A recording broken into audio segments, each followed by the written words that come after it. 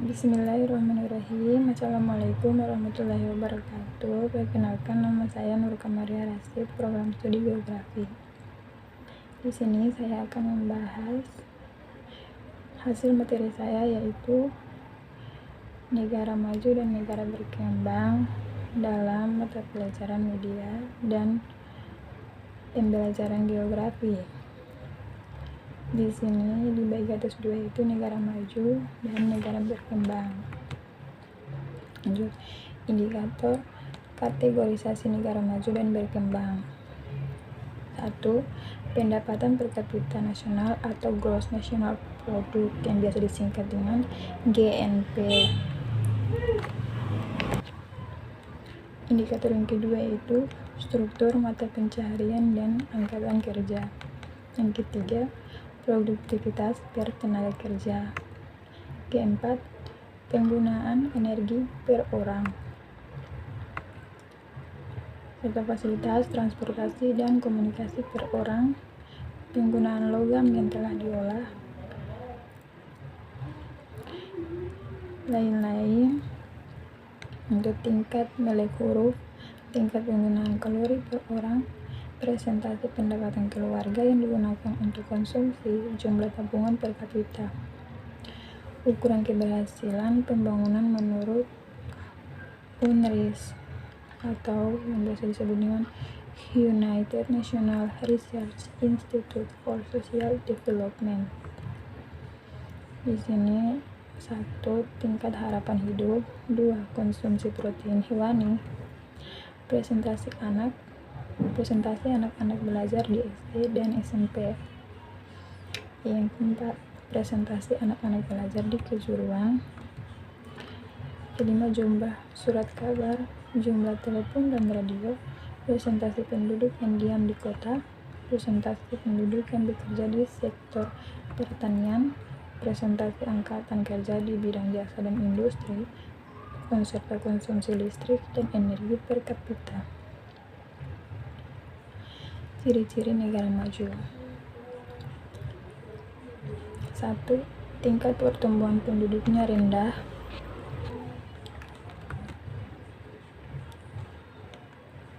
2. Pertumbuhan penduduknya terkonsentrasi di daerah perkotaan. 3. Tingkat kelahiran dan kematian penduduknya rendah. 4. Tingkat buta huruf rendah. Tingkat harapan hidup yang tinggi. Pendapatan per kapita yang tinggi. Penduduk wanita berstatus kawin berumur lebih dari 19 tahun dan banyak menggunakan alat kontrasepsi. Ciri-ciri negara berkembang. 1. Tingkat pertumbuhan penduduk yang tinggi. Tingkat pendapatan pendidikan dan pelayanan kesehatan rendah. Ketimpang pendapatan mencolok. SHG standar hidup rendah. Angkatan ketergantungan penduduk yang tinggi.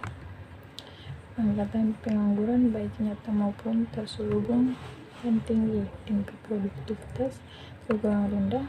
Ketergantungan pada sektor pertanian dan ekspor bahan-bahan mentah. Pengelolaan informasi sangat terbatas dan pasar tidak sempurna. Aspek hubungan internasionalnya sangat rapuh. Penggolongan negara berkembang menurut PBB.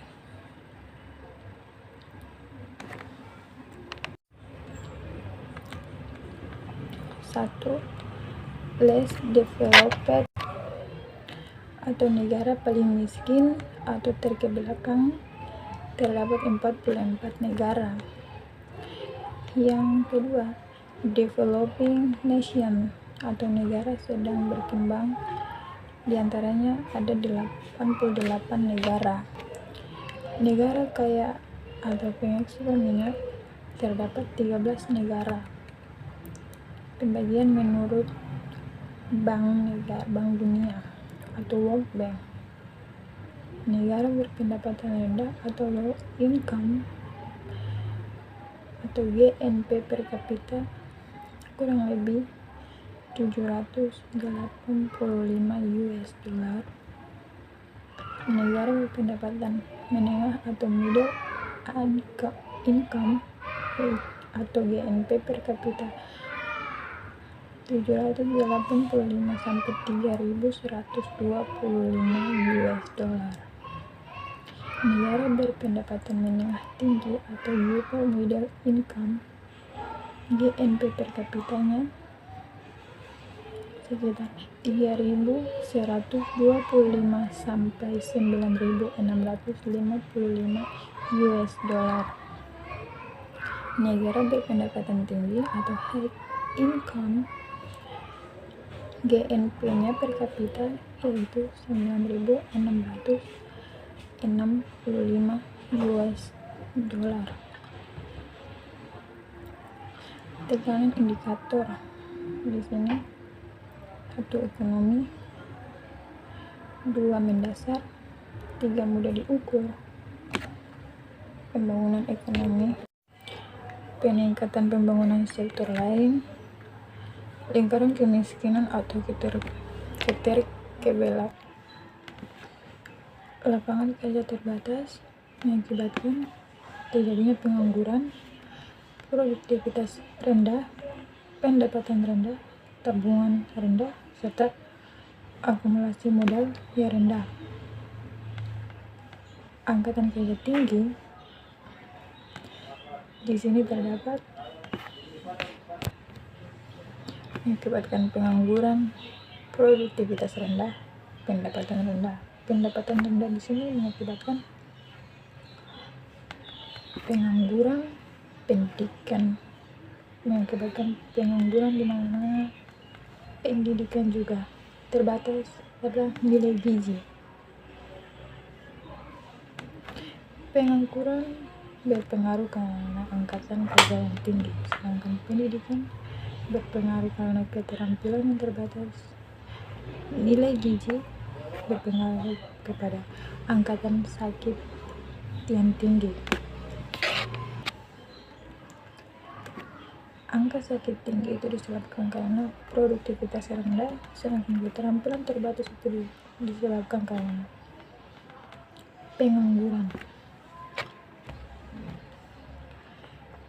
Menurut W. Rostow, pembangunan pada dasarnya adalah proses multidimensional yang menyebabkan terjadinya perubahan suatu masyarakat dari masyarakat tradisional menuju masyarakat modern. Aspek perubahan terbagi atas 5 bagian, yaitu 1. Perubahan orientasi ekonomi, politik, dan sosial di dalam maupun di luar. 2. Perubahan pandangan masyarakat yang irasional maupun rasional. 3. Perubahan dalam penanaman modal, yaitu improduktif dan produktif. 3. Perubahan penempatan status, askripsi, prestasi. Perubahan pandangan tentang alam atau determinisme dan asketisme. Tahap perkembangan negara menurut Rostow. 1. Masyarakat tradisional atau yang biasa disebut detraditional society. 2. Prakondisi untuk lepas landas atau yang biasa disebut dengan the precondition for take off. 3. Lepas landas atau take off. 4. Gerak menuju kedewasaan yang biasa disebut dengan the drive to maturity. 5. Tingkat konsumsi masyarakat tinggi atau yang biasa disebut dengan the age of high mass consumption. Model pengembangan wilayah di negara maju dan negara berkembang. Perkembangan suatu wilayah dipengaruhi oleh beberapa faktor, yaitu faktor alamiah yang bersangkutan dengan lokasi, keadaan alam, iklim, kandungan sumber daya alam. 2. Faktor sosial berkaitan langsung dengan budaya penduduk, kebijakan pemerintah. Pola pengembangan wilayah di negara maju terbagi atas 5, yaitu metropolis, menyebar atau dispersed. 2. Metropolis galaktika. 3. Metropolis memusat. 4. Metropolis bintang. 5. Metropolis cincin. Metropolis menyebar bisa kita lihat dalam gambar tersebut. Metropolis galaktika bisa kita gambarkan seperti pola dapat bergabungan dalam bentuk poligon atau titik-titik. Metropolis pusat yaitu dapat kita contohkan sebagai gambar ini. Metropolis bintang itu dapat kita lihat sebagai dalam bentuk gambar tersebut. Dan metropolis cincin